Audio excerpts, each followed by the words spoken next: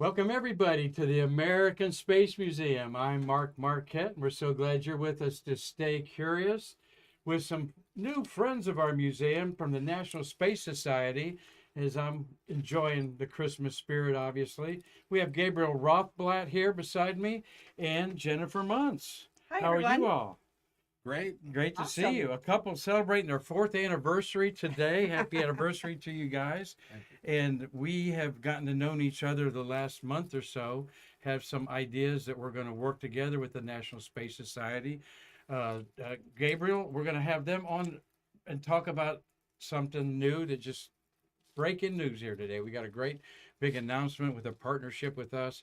And then we're going to talk about the artwork of Don McKay, who was an awesome, whimsical drawing. Christmas cards are noted everywhere, and we're going to share some of his cool Christmas cards there. You guys can stick around and watch them there. But we got a serious announcement. I just pulled them in. We had an event today you guys did that we'll talk about. We have this announcement here just a second. And I've got my wreath here that I took off the doors. It's the holidays, and I want to get into it. 11 days till Christmas, going on there. But you kicked it off today with an event that had astronaut Chris Ferguson at it. And tell us where that was at. Yeah, actually, so we did SLS-2, the Space Launchin' series, Space Luncheon, Space Right. Launchin' series, where at the Astronaut Memorial Foundation, the Center for Space Education at Kennedy Space Center, we are hosting a monthly luncheon with our partner and bringing in, engaging speakers. This time was Chris Ferguson, the last person to pilot the shuttle and Command the it. shuttle. Yeah, absolutely. Yeah. And just a, great guy and a fascinating talk about how and why large systems fail. Well, they're going to do this every month. And Jennifer, who's going to be out there next month? I believe it's on January 19th, and it's Tom Jones. Yeah, Tom Jones. So, ladies, come out there and see the great Tom Jones. Of course, it's astronaut Tom Jones, who has sat in this studio, by the way, and Oh, is one of the greatest astronauts you'll ever want to dine with. okay. And I'm going to confirm that with my partner, Marty Winkle. Hello, how are you, Marty? Say hi on that UCAC family microphone there. Hello, Mark. How are you doing? Good. We pulled these kids off the street here, literally. You were coming in to show us, bring a poster about an event that we're going to partner on. Talking with right. Gabriel Rothblatt here beside me and Jennifer Muntz. And they, I'm excited to meet these folks. We're like-thinking people. I think the direction that we want to take space history to be never forgotten, yet looking at the future, right? And so, Gabriel, tell us about you're on the board of the National Space Society, and he's a director of the worldwide headquarters here in Cape Kennedy Space Center, right? Tell people that don't know what the National Space Society is. Right. So the National Space Society is one of the oldest organizations engaged in the advocacy for space, particularly human space habitation. And so we have, lobbying efforts. We call August Blitz, March Storm. We hold the Space Settlement Summit as well as the International Space Development Conference. And we publish the award-winning Ad Astra publication about space. So there's and I could, keep going with all the projects and initiatives that the National Space Society does, but I will say that there's probably no organization that puts more children in the seats of space settlement design and curiosity, and again also no group that puts more citizens in the seats of legislators' offices talking about the need for space funding and space programs. Great advocates. We're going to have your partner, Bert Dick, on here, right? To do some promotion, cross promotion with our museum. We're looking forward to that. Jennifer, you dropped off something at our front desk there that you're doing around different parts in there. Tell us about that outreach. Sure. So, as part of the NSS, we're reaching out to the community, to local partners, to people who are interested in space, and just trying to get the word out about NSS, who we are, and why you should become a member. And so I'm really excited to partner with you on 321 Day. Yeah. So I brought in Here is a big deal. poster. To set this up, our good friend Ozzie Osband died August 6th at age 72. And he was quite an influencer even before that word even was in the dictionary, I think, for people that would doing things. We know him as the Rocket Hobo. Don't have a picture of Ozzie here with the Rocket Hobo, but here We do here on the poster. this is a true story. We want to do something to honor Ozzie, and we've been trying to put it together with his brother Steve in New York, and nothing had come to me to focus on that was logical to do this.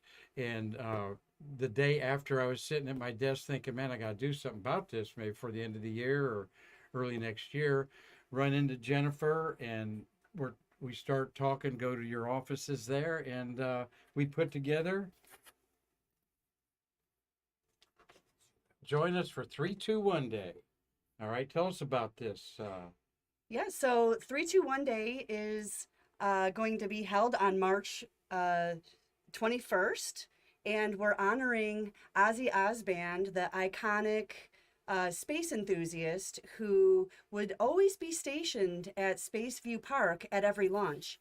And so he met people from around the world, would come, and he would be entertaining and educate them on what's going on in space, particularly about that launch that they were there to see. And he really just got people excited and enthused about space. And so we want to celebrate his life and his legacy and do it together with the Space Museum.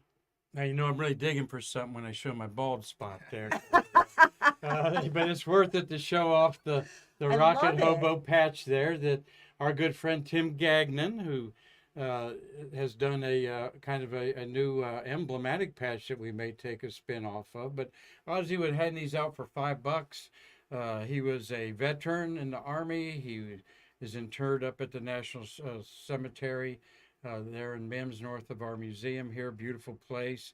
He was involved with the Museums of Brevard as our webmaster, who I'm the outgoing president of, and we miss his talents and skills there. He was a great docent at our museum. He was known to the radio community. Okay, there's Ozzie there. Picture I took of him.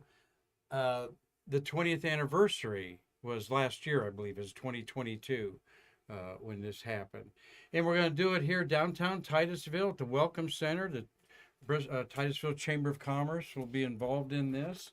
And we hope that this grows with the National Space Society and the American Space Museum and the Titusville Chamber as just not a celebration of 321 and Ozzie every year, and I think space geeks in general, but also kicking off here our Space Coast season of tourism, which is me just being here 6 years. It's huge, folks. Okay, it's huge. I mean, it's spring, It's huge. it's spring break time, Yeah, you know, yeah. down here in Florida. Yeah. And so, I mean, Robert was a Ozzie, as we know him, the Rocket Hobo. You know, he really embodied the spirit that the National Space Society tries to cultivate in terms of citizen advocacy. And so we have to remember that the 321 area code did not happen on accident. Mm-hmm. You know, that 100% Robert Osband willed the 321 area code. He had the vision and the drive, and as a private citizen, you know, he got that done. And that is, you know, just a great summary, a story, a synopsis of what the National Space Society is all about doing and cultivating.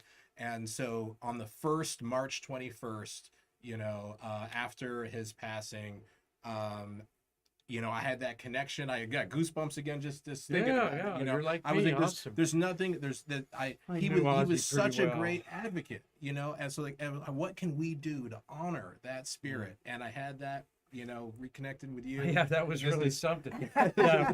We connected over the autograph session for Nicole Stott, or was it here for the astronauts, Jack Schweikert and It was and Schweikert, Lausma yeah, here? it was Schweikert, I mean, yeah. Jack Lausman, Rusty Schweiker. Marty's correcting me. Didn't get to the button quick enough, Marty. Okay, on there.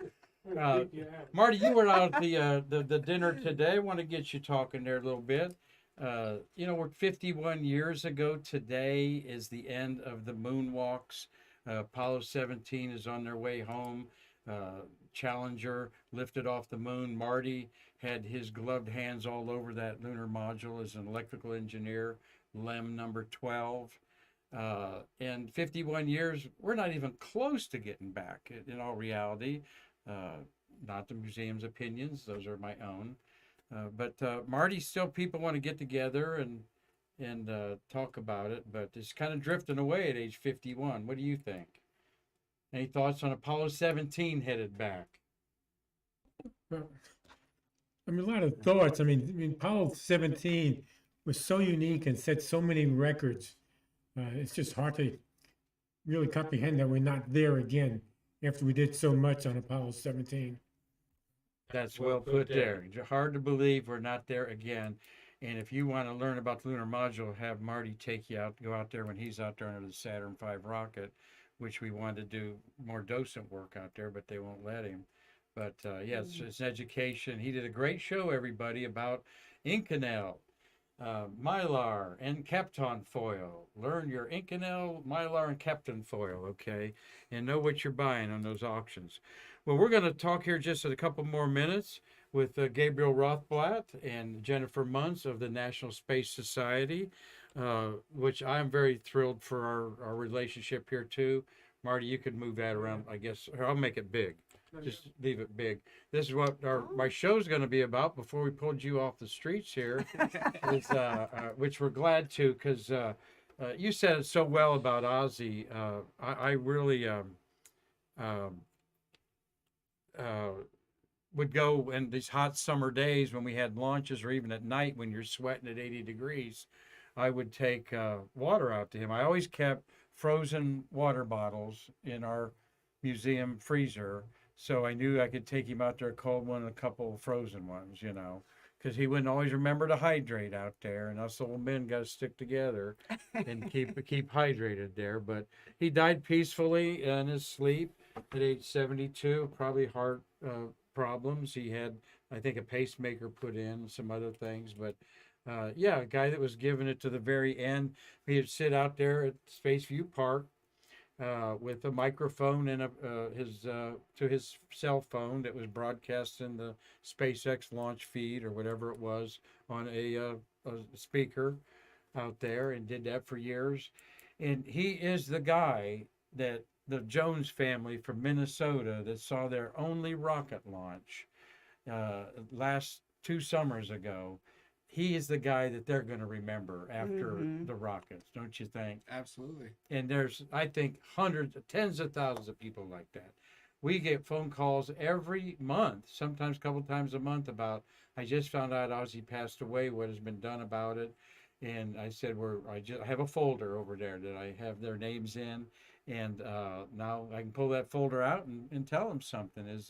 We've announced it today that we're going to have a 3-2-1 day downtown Titusville, March 21st, 2024, and celebrate Ozzie Osband, the father of the 321 area code.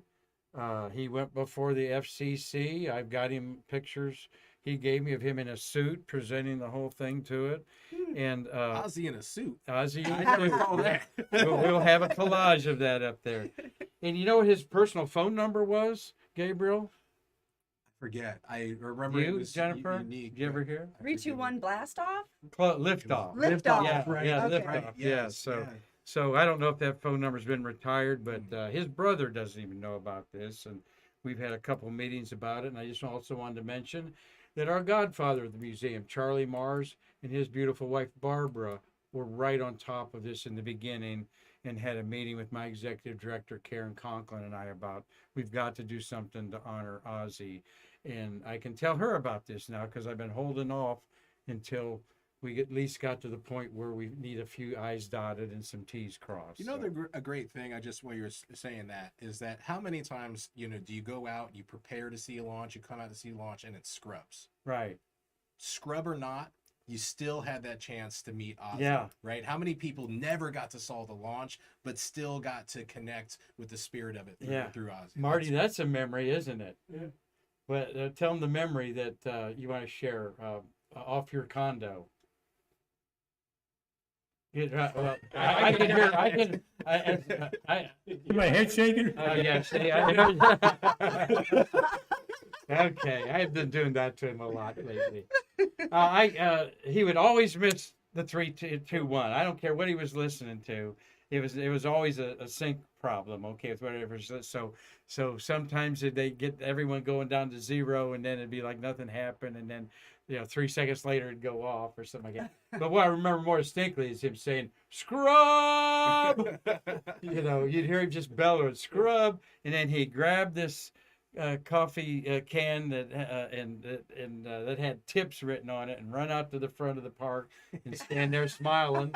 And I tell you what, on that first demo 2 flight, he probably took home a couple $100. And God bless him, because he needed that for some walk around money. But so great stories. We're going to share these stories. Tell people what this is going to look like. You hope for the celebration. Absolutely. So we are going to collect here at the Julius Street parking lot at the Titusville Welcome Center. There will be a proclamation by the mayor, inaugurating 321 Day in honor of our location in the space industry, as well as Robert's, Ozzie's influence on all of this. If we get the right permissions, whatnot, we'd like to have a procession, a parade essentially from American Space Museum right over here over to Space View Park, where Ozzie was always known to be, and kind of end that procession there with the chance to have a memorial service to spread the ashes of Ozzie. So that's our big picture for the first inaugural event of 321 Day, to celebrate Ozzie and Titusville's location at the center of space. Right, and which across the street from our museum, behind an old Pritchard house, and the theater's next to it. Courthouse is behind us, fire department. And we think we can turn this into an annual event, because people love getting out and doing stuff like this. There's a name for that New Orleans style parade. And at the mob meeting, one of my directors said it, and I didn't write it down. You're sort of a dirges at the beginning, and then you're happy and jumping around at the end of it. Yeah, we want it to be fun. We want to celebrate. We want to celebrate space and celebrate Ozzie.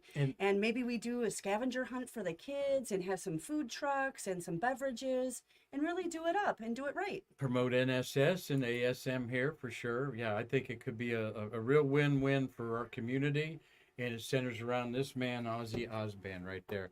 And I'll have his green shirt that his brother gave me that's hanging on the wall up there, on the door up there, and his chair and his visor. I think he's wearing a visor in that one. No, he's not. That's when he was at a Chamber of Commerce meeting, and I said, "Hey, get up there. I want a picture of you." And glad I did. And we'll still have Rocket Hobo patches for $5. That's right. We certainly will. We'll run out. So, well, great. Well, we want to put a button on that, and we're going to have Jennifer and I are going to put a press release together, and Gabriel's going to okay it, and then we'll tell everybody what's going on there, right? But you got something going on tonight Marty, that didn't rack up. Yeah, so we stopped by to. Oh, there it is. bring Yeah, the there it is. poster. There it is. You got it there. Yeah. But we are also there's another event tonight, so we're gonna stop by the National Space Club's winter social at the courtyard, the Space Bar at the courtyard, and let you guys finish up your YouTube broadcast. How late does that go till? That's gonna go till 7, I believe. But also, too, I think you had a slide up there about a space forum. And we do have a He's space talking forum about happy tonight. hour. Gabriel's He's talking about happy hour. I'm gonna rush to get the All happy. right, on there. And they've had a long day, so I know you are, in a very successful luncheon that they had, the SLS #2 Space Luncheon Series that they partnered with the American Astronaut Memorial. Memorial Foundation. AMF is the mirror out there. and our good friends that run that. They do a great STEAM education program. But yes, we're talking about, and so there was another event going on at the Space Bar. That's the Scholarship Foundation. No, Space it's a space club. No, it's Space Yeah. Club, Yeah. the National Space Club. Ooh, they'll have some good cocktails there. Those are the muckety mucks of the business. So, you know, Tori Bruno and people like that might be. Yeah, well, I'll see Well, you you. should No come wonder up- you're excited to get up there. Well, you should come up after the broadcast. I will. I Yeah, will. We've join us. enjoyed this broadcast. We're going to talk a little bit about Don McKay's whimsical artwork, and we might cut it off and pick it up tomorrow on Stay Curious. But one other event that I've been promoting for you on the on our Facebook, over 11,000 people on our American Space Museum Facebook. We're proud of that.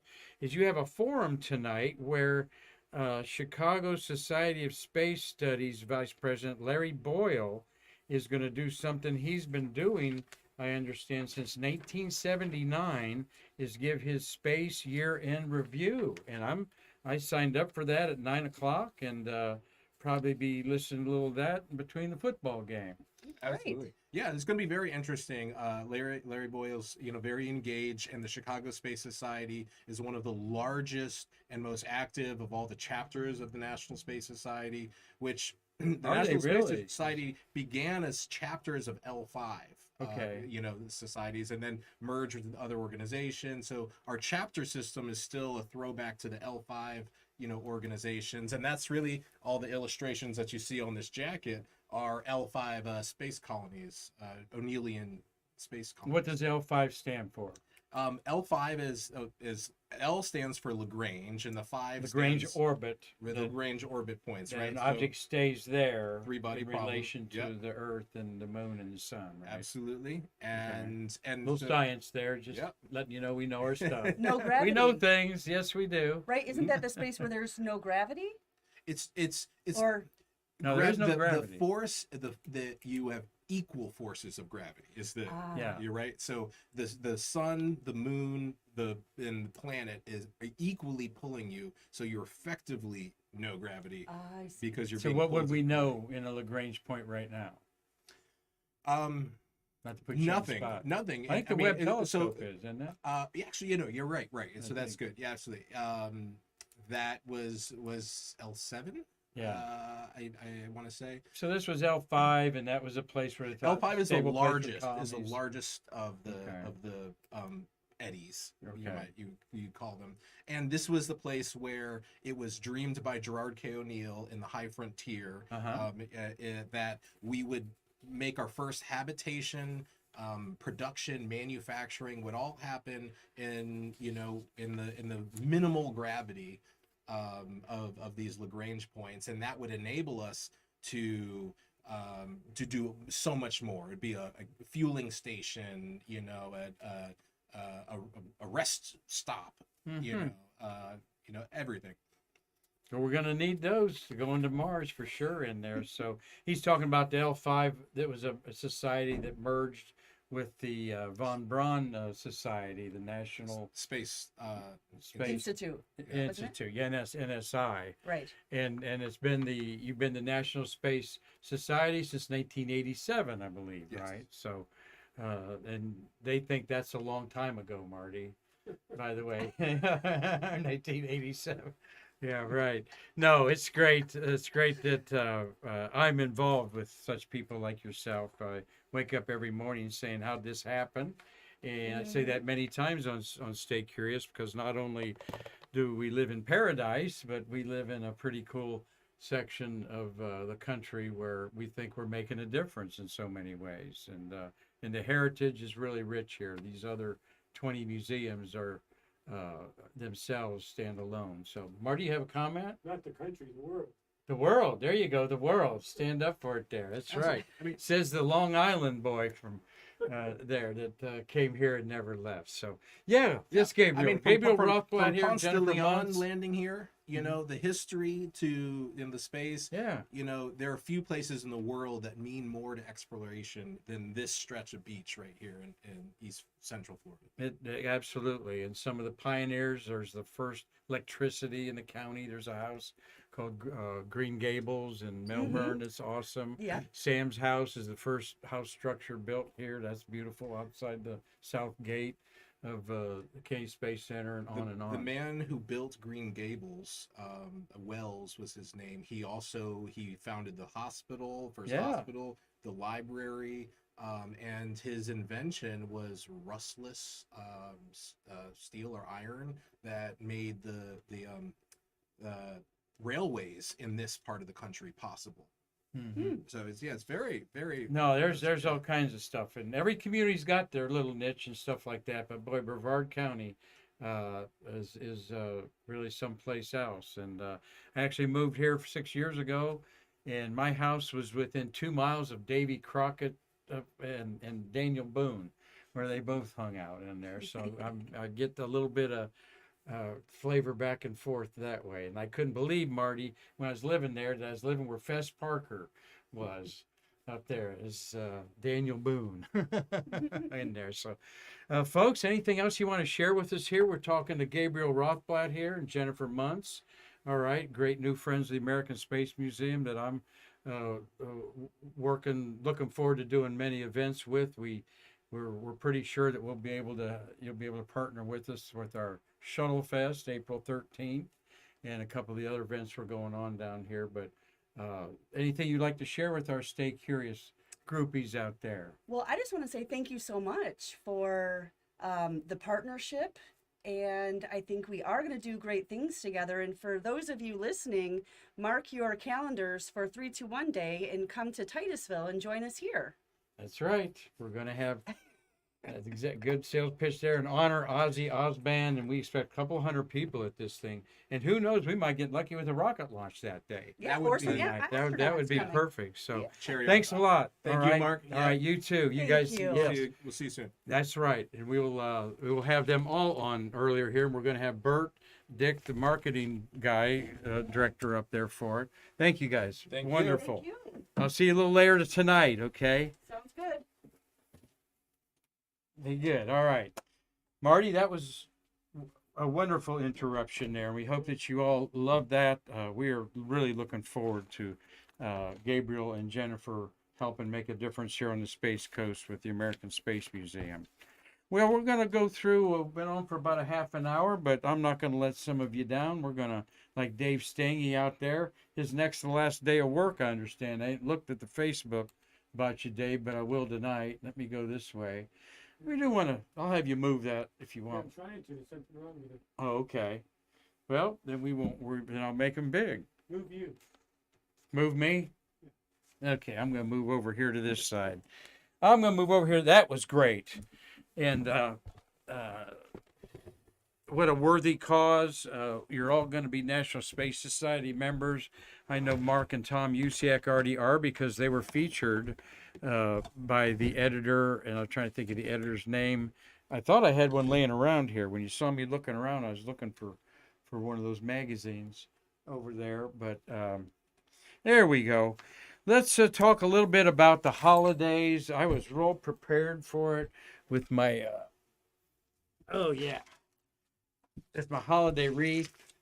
Okay.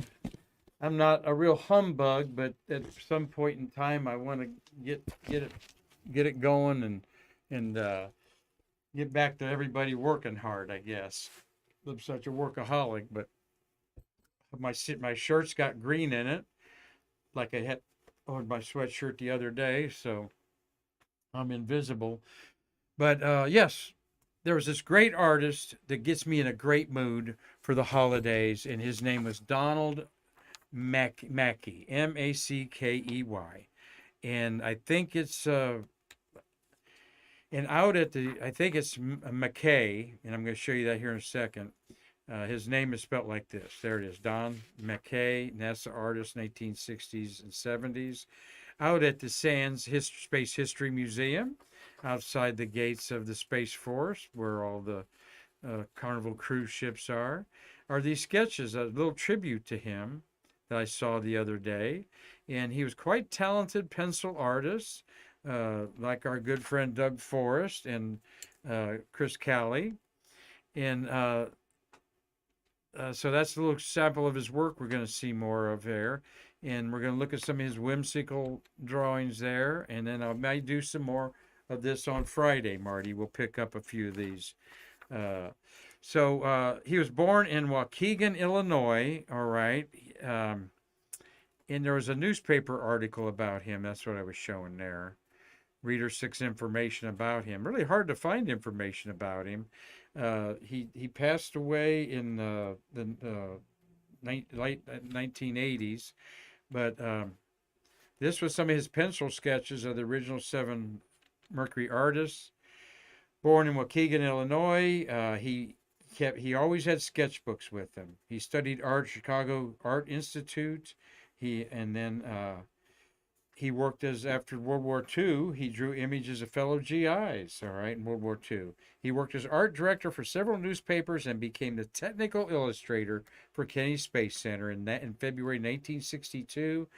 Here is one of his creations of a moon landing, Marty. Pretty much the Grumman lunar lander, except the exit hatch is round instead of rectangular. Here's one of his sketches of Apollo 8, Merry Christmas, 1968. This is in the vein of Chris Calley and his father, the great Paul Calley, used to do that. That's cool, December 25th, 1973. He wrote, this is another one of Don Mackey's works, saluting U.S. accomplishments. Now, that's not easy to do. He's actually sketching the pencil around the white of the rockets, all right? He probably sketched them out a little bit, but that's pretty cool. I like that. By the way, that's the stamp of Paul Calley on there, part of the half of the Gemini double stamp. There's another one of his tributes to the missile launches. Don created highly detailed illustrations of the vehicle assembly building, launch control center, and launch pads. All right. That were used as architectural renderings, some of them. He also made pencil drawings of U.S. presidents, Air Force officials, but he's best known for his unique and colorful Christmas cards that have become highly sought after by space memorabilia collectors. One of the things that make a Don Mackey Christmas card so coveted is the fun that comes from trying to find all the things he hid within his artwork. All right? From a Model T car and Model T Ford car inside a crater on the moon, alien creatures, various animals, even Don Mackey himself. So we'll look at a couple of these here. Let me pull up a few that I can have some detailed drawings on. This one in black and white shows Santa Claus fishing in the Indian River, they always say. There you've got alligators and such in there. Marty, I was going to say, get your pointer together there if you can. And when I point out things, see if you can find them on there. Here's Season's greetings from Kennedy Space Center. There's the lunar rover with a reindeer on it. And those guys are, they're in a bad place there, Marty, aren't they? I think so. Why? Well, the lunar module's lifting off without them. Oh, shoot. Yeah, sure is. Wait a minute, you forgot us. I'm out here talking to Rudolph the reindeer, and you left without me. Gene Cernan, come on. And by the way, like we talked about, the Apollo 17 headed home 51 years ago. Seating's great. Now, I like that. That's a beautiful looking image there that's timeless. Okay, that's certainly timeless, but done in the 60s. Here's a Missile Land. Features a houseboat called the Indian River Queen. The flying saucer is powered by Florida swamp gas, as you see there, docked there. The artist himself is on the porch beside the Pelican. Okay, that's what he looked like, Don Mackey. And he's painting the missile launch. A Christmas tree is inside. Santa's on the roof in his long underwear playing cards with aliens, and his outfit is hanging on the clothesline. On the lower right are leprechauns and an alligator in a Santa hat. Such an imagination and a beautiful card. This one, Merry Christmas from Spaceport America, or Spaceport Florida. Let's see that one. Who's writing? You see some aliens in the bottom there, coming out of the crater with the astronauts photographing Santa Claus coming down. Here you've got from an Apollo spacecraft. They see Santa Claus there. That's 3 aliens wearing Santa hats. Says wide load on the Santa sleigh. The astronauts in the capsule are waving. One of them's filming the scene with a TV camera. And on the back of the capsule is an antenna with an owl perched on it. That's certainly whimsical and impossible. Merry Christmas from Cape Canaveral.